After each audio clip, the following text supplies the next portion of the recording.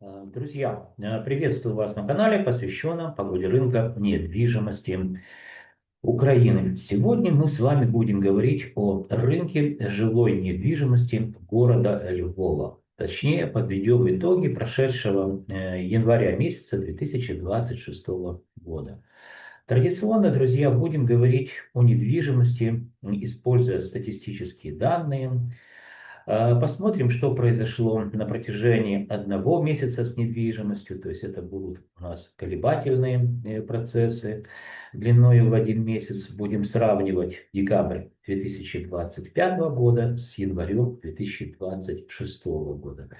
И в конце видео посмотрим, что произошло с тенденциями. Это процессы уже долгосрочные, длиною 1 год. Сравнивать будем январь 2026 года с январем 2025 года.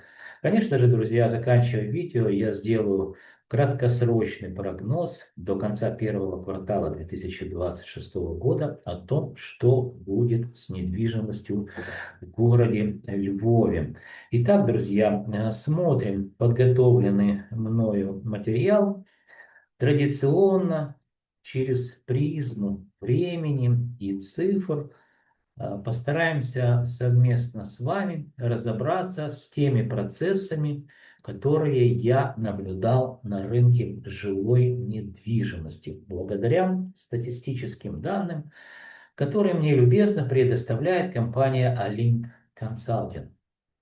Итак, друзья, перед вами самый большой регион Украины. Это западный регион, куда входит, как вы видите, 8 крупных областных городов-центров. Ну и, кстати, по населению западная часть Украины, сейчас она самая большая по количеству проживающих в ней украинцев. До 2014 года, 2014 года, самый крупный регион был Донецко-Приднепровский, то есть по населению был он номер один. Ну вот теперь все поменялось. Итак, друзья, сегодня мы говорим о недвижимости города Львова. Показываю легенду карты. Значит, мы будем очень кратко сейчас пройдемся по основным характеристикам, которые, в общем-то, показывают состояние рынка на конец января 2026 года. Население, друзья, довоенное 721 тысяча. Я думаю, что все-таки увеличилось, незначительно, но увеличилось. Кто мне смотрит с Львова, напишите. Почему? Потому что все-таки какое-то количество людей приехали в западную часть Украины, и в том числе во Львов. Я думаю, что они увеличили, так сказать, вот это общее количество проживающих в городе Львове. Может быть, я ошибаюсь. Напишите. Количество предложений, которые были зафиксированы мною на рынке жилой недвижимости, это предложения, квартиры выставлены для продажи, первичный, вторичный рынок. 9380 объектов, что на 3% меньше, чем в декабре 2025 года.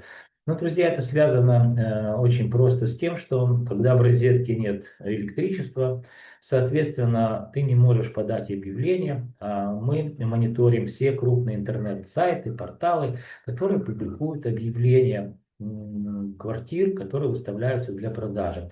Поэтому с этим и связано, что активность по предложениям уменьшилась. Я вот почему-то вспомнил 1991 год, как только рынок недвижимости получил, так сказать, ну, юридическую основу, был принят закон о частной собственности. Квартиры, которые были не собственностью, а принадлежали государству, люди просто в них жили. Эти квартиры стали приватизировать и, естественно, стали продаваться. Так появился рынок недвижимости в 1991 году.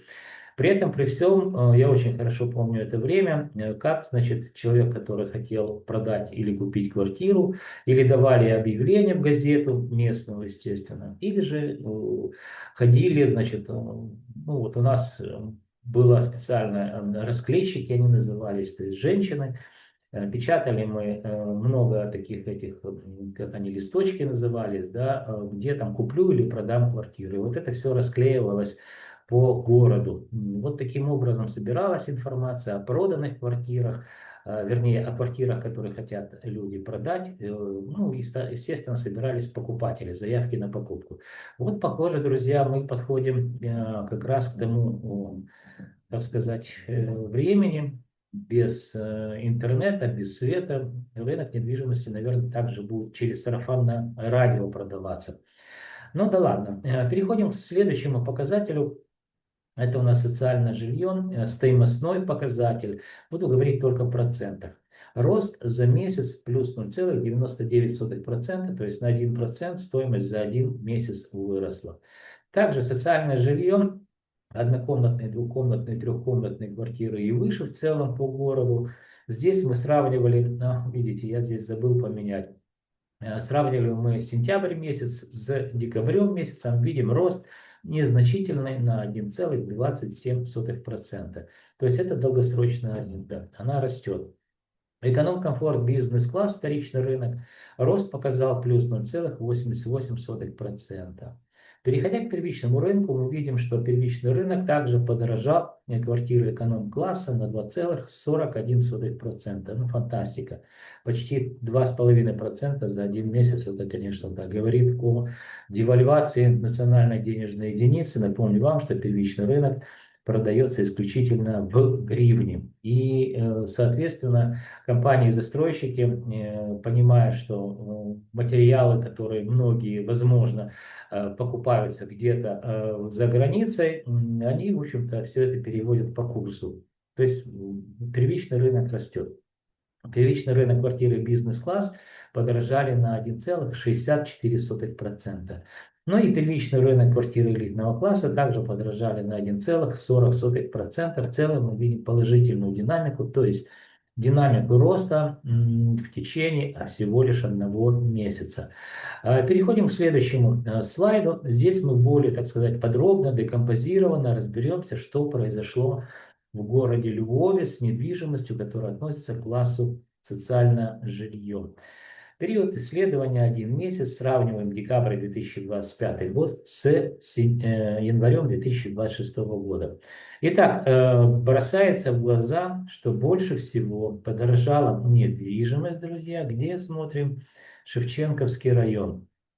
Плюс 1,06%. Ну, это такой достаточно, как бы он большой, наверное, один из самых больших районов, кстати, в городе. Надо посмотреть именно по километражу. В городе Львове, то есть вот здесь Рясне, я знаю, 1, Рясне 2, промзона идет. Даже часть, к центральной части относится города Львова, вы видите здесь, да, здесь дорогое, недвижимость дорогая. Мы видим, что подорожал на 1 целых квартиры данного класса 0,06%. Меньше всего подорожала недвижимость в Галицком районе, это центральная часть города, плюс 0,84% за месяц, напомню. Следующий слайд, очень быстро пройдемся по аренде, класс социальное жилье. Видим вот здесь красный шрифт. Видим, что за квартал, здесь мы сравниваем третий квартал, сентябрь месяц с четвертым кварталом, декабрь месяц, да. Видим, что рост на 1,25% за квартал, аренда также выросла. Переходим к следующему слайду. Это слайд, друзья, показывает нам, что произошло на рынке жилой недвижимости города Львова на протяжении всего, так сказать, периода войны. А это 24 февраля будет уже 4 года, ну, без малого. Итак, друзья, напоминаю, в качестве примера показываю самый большой класс рынка недвижимости, это класс социальное жилье. Март месяц 2022 года, здесь поквартальное исследование. $916 за квадратный метр, стоимость квадратного метра. Начало войны мы видели, как очень сильно выросла стоимость квадратного метра, буквально уже в, так сказать, в третьем квартале. Потом незначительный спад был, и опять видим, как стоимость медленно, уверенно растет. Итак, сравнивая естественно, январь 2026 год, внизу таблицу показываю вам, с мартом 2022 года мы видим, что на 12%, 11,79% стоимость квадратного метра выросла. Друзья, вот мне там многие пишут, Андрей, да что это за цифры у тебя? Да не может так рынок недвижимости если вести. Да вот он вырос там на 60, на 50%. Ну вот, знаете, это разговоры, друзья, для, как она называется, для приезжих. Да? Если у вас есть такие данные, если вы готовите такие исследования, ну это я обращаюсь к тем людям, которые мне пишут подобные глупости.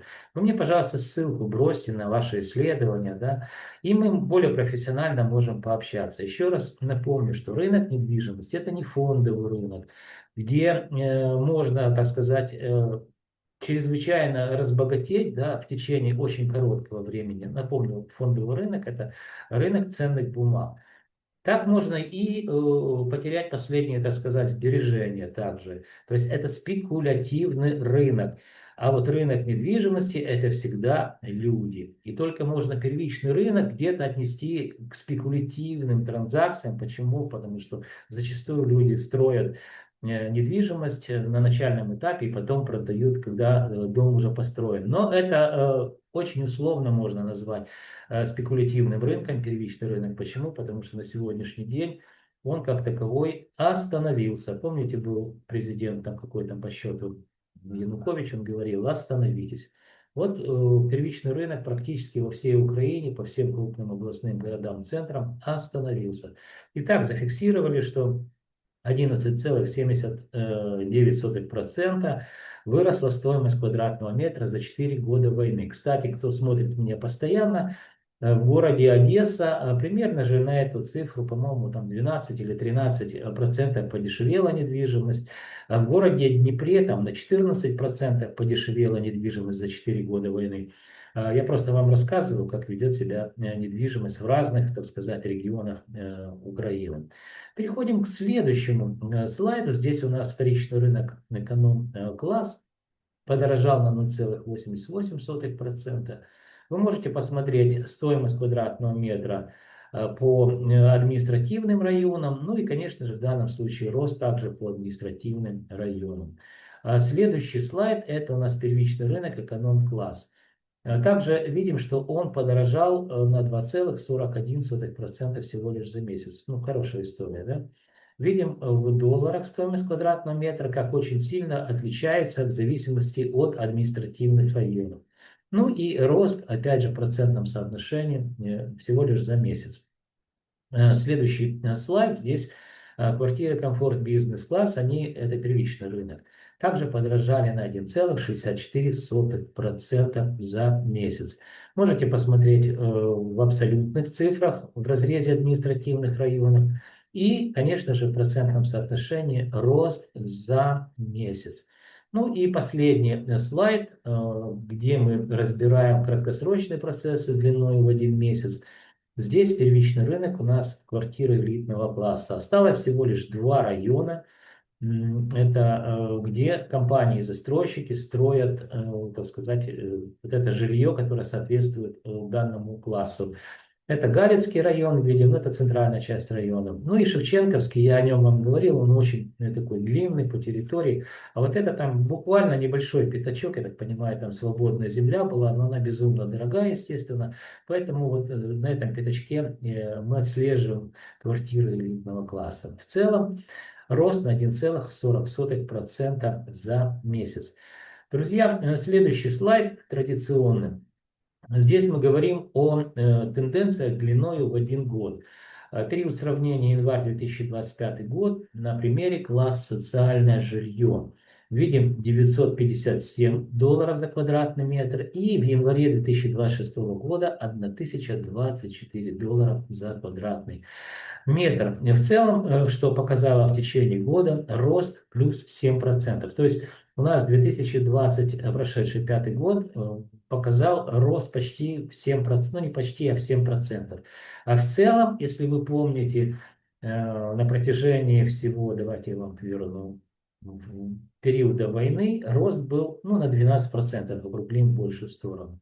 То есть особенно быстро показал рост значительно именно 2025 год. Так, дальше, друзья, мы смотрим. Мы также делаем для вас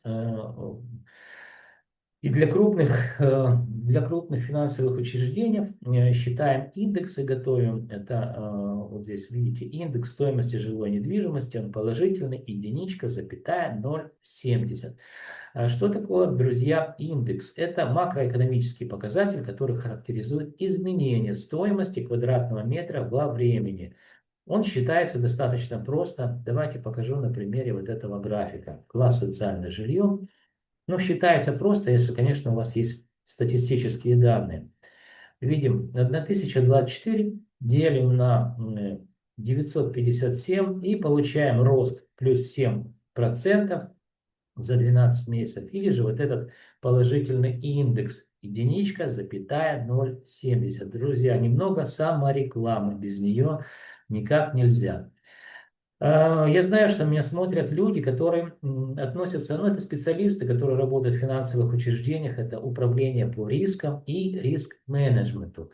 Данные специалисты очень хорошо знают, как меняется стоимость денег во времени. А я один из немногих, друзья, в Украине знаю, как меняется стоимость недвижимости во времени. И на примере всего лишь одного класса рынка недвижимости, вторичный рынок, класс социальное жилье, показываю вам вот эти индексы. Поэтому, друзья, с учетом того, что вы же помните, да, вы знаете, как меняется стоимость денег во времени, а я знаю, как меняется стоимость недвижимости во времени. Поэтому вот эта синергия знаний, она достаточно хорошо помогает ваш бизнес вести, ну и мне заниматься наукой и компанией Olymp Consulting, готовить, в общем-то, ну, работать консультантом, консультируя и оказывая консалтинговые услуги. Вот эти специалисты, еще раз просто, ну, скорее всего, уже обращаюсь к людям, которые работают в управлении по рискам или риск-менеджменту. Для того, чтобы вы могли меня найти, вы просто можете посмотреть описание канала моего YouTube. Там есть Viber телефончик, созвониться можем или списаться, как удобно будет. Я подготовлю вместе с вами техническое задание, и вы будете получать полную информацию о той недвижимости, под которую ваше финансовое учреждение выдало какие-то финансовые средства. То есть вы будете видеть, растет стоимость квадратного метра или же снижается. Это очень, в общем-то, еще раз напомню, для вас архиважная информация. Итак, друзья, переходим к следующему слайду. Здесь уже подытоживаем. Будем говорить о том, что произошло на рынке. Это предложение, квартиры для продажи, которые выставляются. Я не поменял этот график, он остался тот же, который мы рассматривали сейчас. Добавил только внизу, что произошло с арендой. Итак, проговариваем. 7% стоимость квадратного метра выросла в течение одного года. Очень много, друзья. Также можем посмотреть, что происходит с рынком аренды. Сравниваем, естественно, декабрь 2025 года с декабрем 2026 года. И здесь социальное жилье, и здесь социальное жилье. И что, друзья, мы видим? А видим мы, что аренда за год выросла всего лишь 3,96%, ну, 4% рублей в большую сторону, да.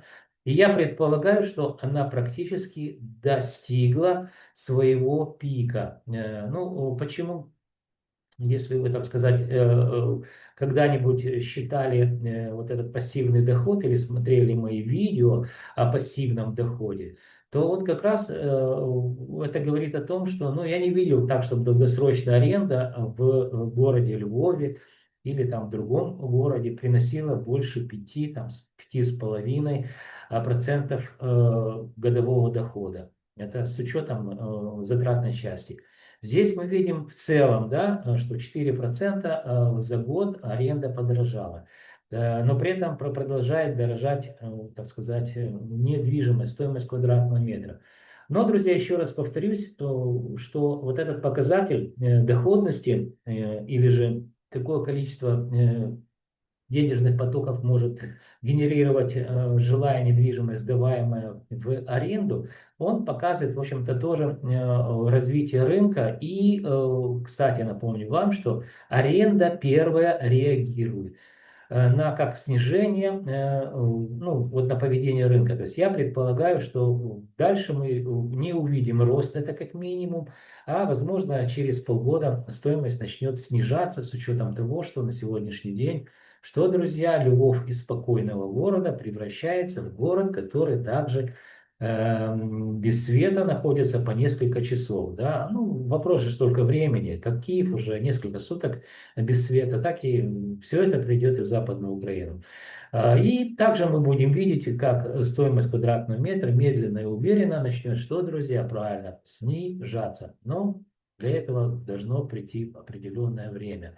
А пока, друзья, давайте все, наверное, все. Да? Закрываю показ слайдов и помните, 7% рост стоимости квадратного метра в течение года. Я предполагаю, что еще полгода, наверное, стоимость будет расти. То есть по инерции, с учетом того, что все-таки в Западной Украине более спокойнее, и народу там побольше живет сейчас, чем до войны жило, что стоимость будет медленно по инерции расти. Возможно, еще, я не знаю, на 5-6%. Угадать точно не могу. Но положительная динамика будет присутствовать. А вот что будет к концу года, это уже долгосрочные прогнозы, потом мы будем говорить о них с цифрами, наверное, да. Я предполагаю, что все-таки стоимость будет незначительно, но снижаться. И это будет вызвано как раз вот теми коллапсом в энергетике и, так сказать, всеми вот этими прелестями войны, которая доходит уже до западной части Украины. Друзья, пришло время прощаться. Для того, чтобы вы знали, что происходит с недвижимостью, вам необходимо что сделать? Правильно подписаться на мой канал. Вы также можете вопросы мне задавать, ставьте лайки, дизлайки данному видео. А еще вы должны помнить, что я ваш скромный слуга. И компания Olymp Consulting готовим для вас ежемесячные обзоры рынка недвижимости, которые, я уверен, станут для вас компасом или же картой в каменных джунглях рынка недвижимости Украины. Друзья, до встречи в следующих моих видеороликах.